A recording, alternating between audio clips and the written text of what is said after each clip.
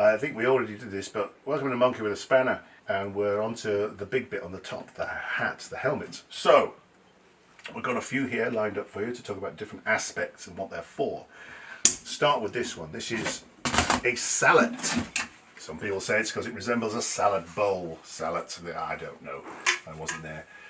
This is from based on the Beecham effigy. It's opened with a little spring pin here. So as I push in the button here, that spring will depress, removing the pin from the visor, and it opens up. Now, it doesn't open up very far, to be fair, but that's enough to be able to see out, and it gives you a sort of a peaked visor effect. So you still have some protection from above if there are arrows coming down, but personally, I think I would rather have it down in place. Now, the sight on the visor, there's not much to be able to see out, but with the benefit of the sallet is you can always see down. You can see below the visor.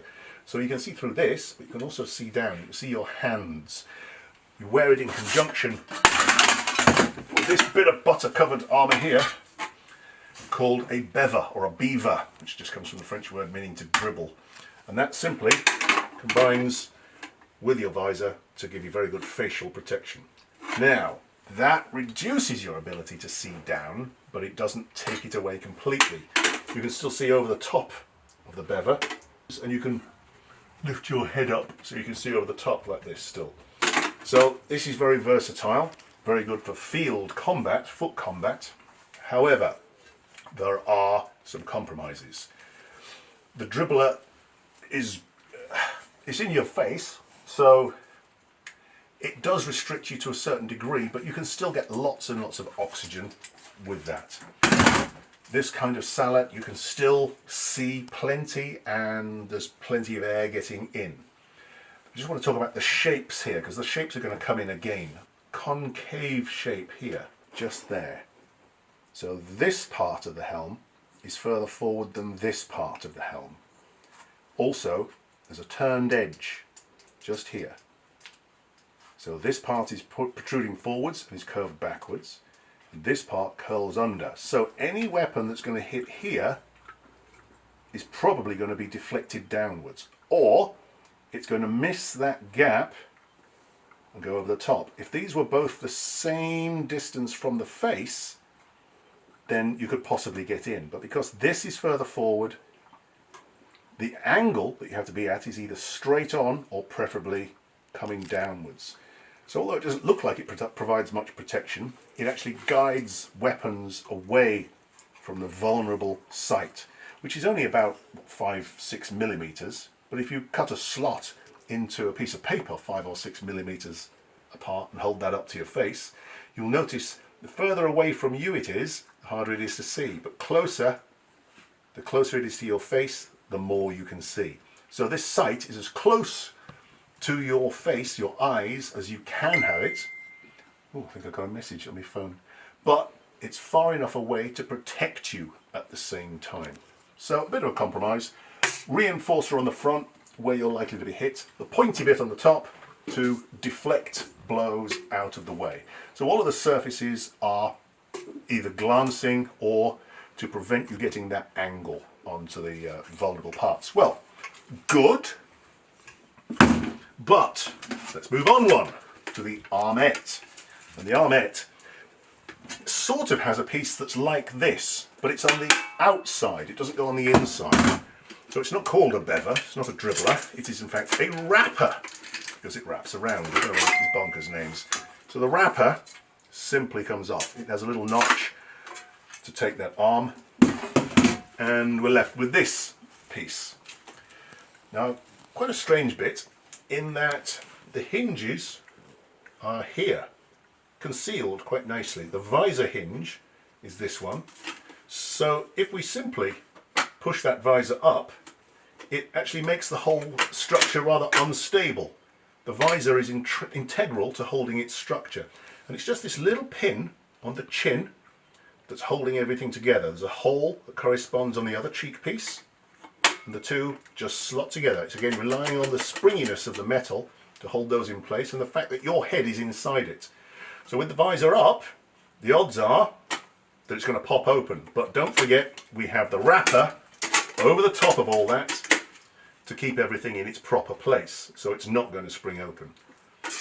Now, how do you get it on?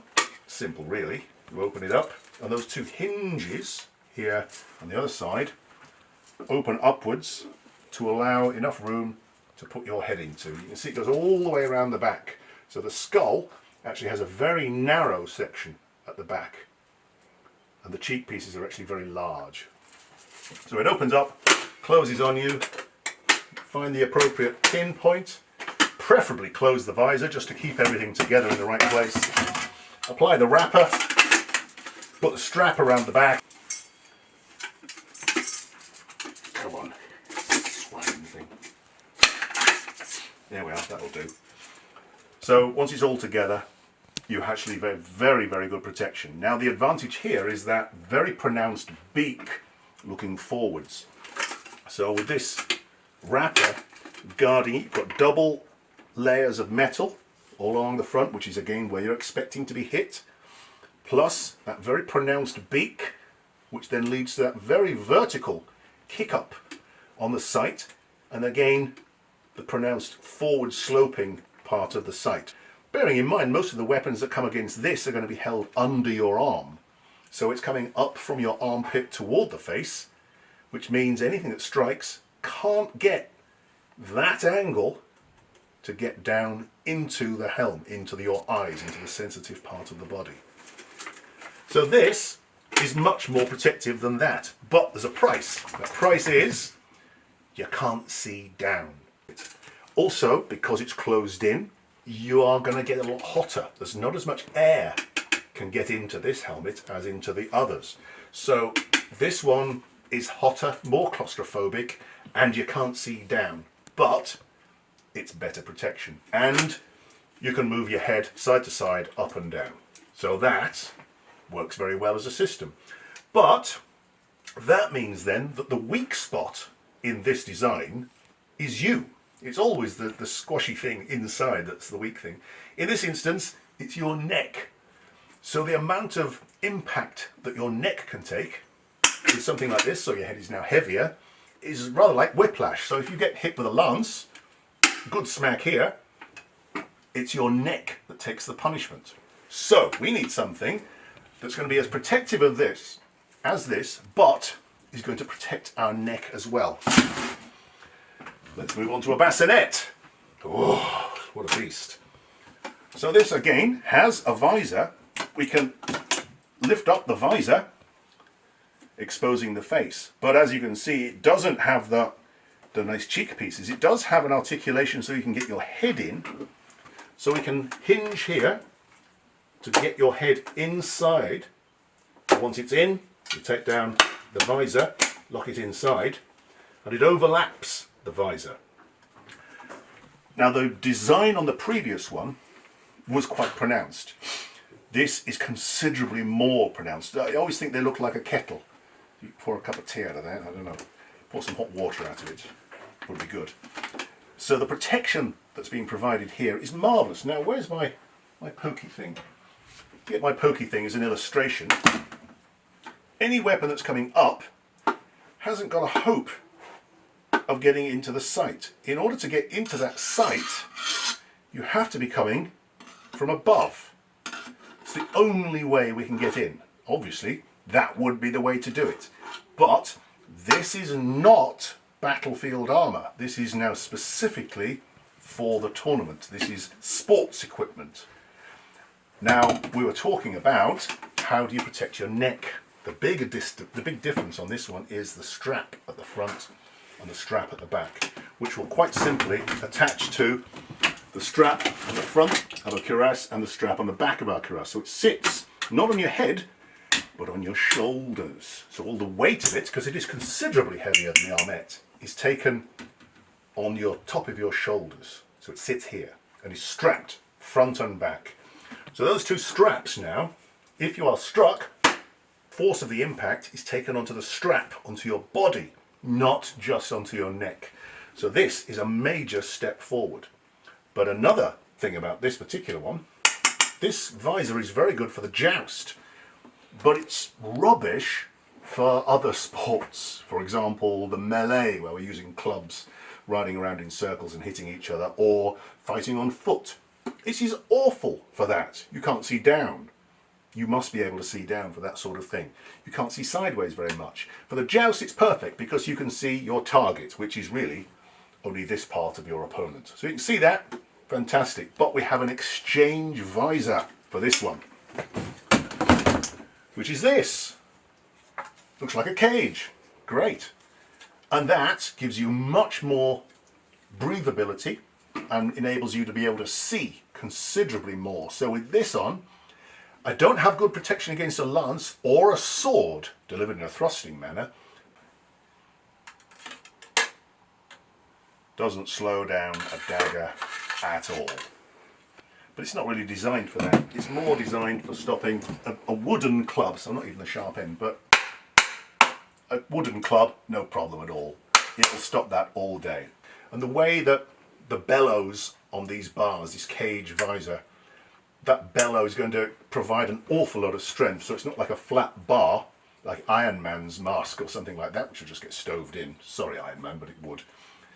The shape of this is going to provide more resistance, but you can see, you can breathe, and you're very maneuverable. But you still have that protection of strapping your helmet to your breastplate and your backplate. But it's not designed to defend against a thrusting weapon, as we found out when Yoram had his forehead split open, accidentally, by the quillen of a sword. Now that would, I'll just explain that briefly. Where is it here? Now we were using blunted swords in Schaffhausen against these cage visors, intending to strike. But what happened was, as a rider rode past another, the quillen caught in that visor and was pulled in and hit him right about there. So we don't do that anymore. So this is not intended to be used with this kind of sword. There are swords that are used against it, but the quillens are much, much shorter. So even if they do catch, so I can imagine, we learned that that isn't for using long quillen swords. Nobody's fault, we just didn't know. The organiser insisted, no, it's fine, we'll go ahead with the long quillens, and question of time, boom! Luckily it wasn't a couple of centimetres lower, just caught him here. And as you know, head wounds bleed, don't they? Messy. Somebody was trying to give him a dirty sock, I seem to recall, to put on his wound. He said, not that, not that, not that. So I had to chase after him and undo a bandage. He got himself stitched up and came back. Yeah. You're on Venice. No, I know who it was. I know you know, but they don't. Stop showing off with your intimate knowledge. I'll put it in there again, look. You want to film the dog again? He wants to film the dog. I'm doing this, he's just filming the dog. It's an outrage. Now, let's say that we're getting into the big boy stuff and we want a fully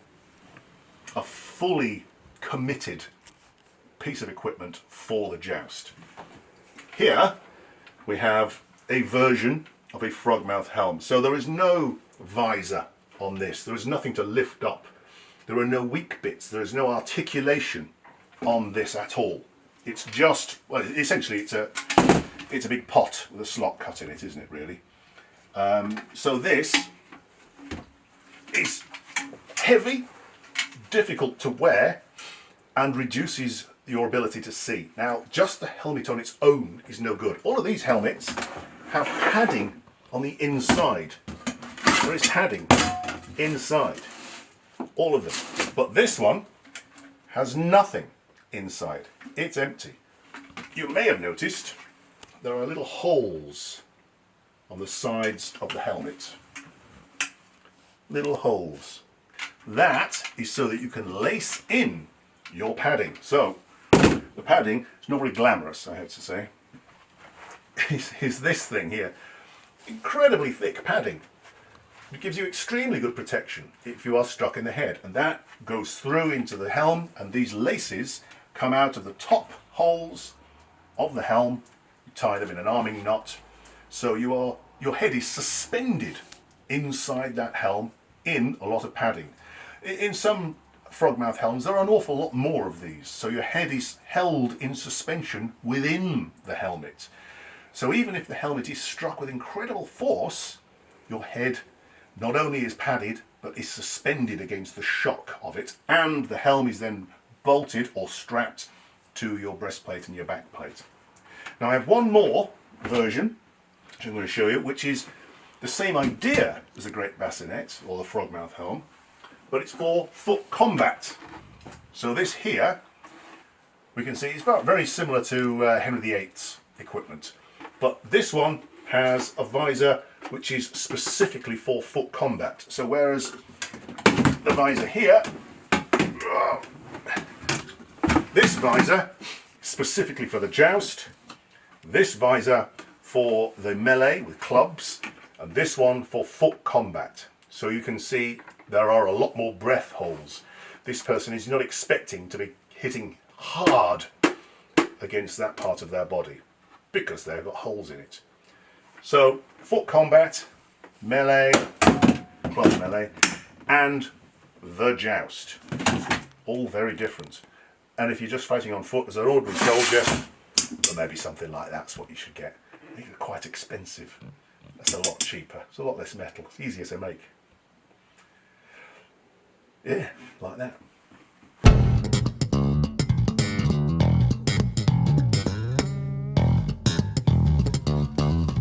What you looking at, Pink?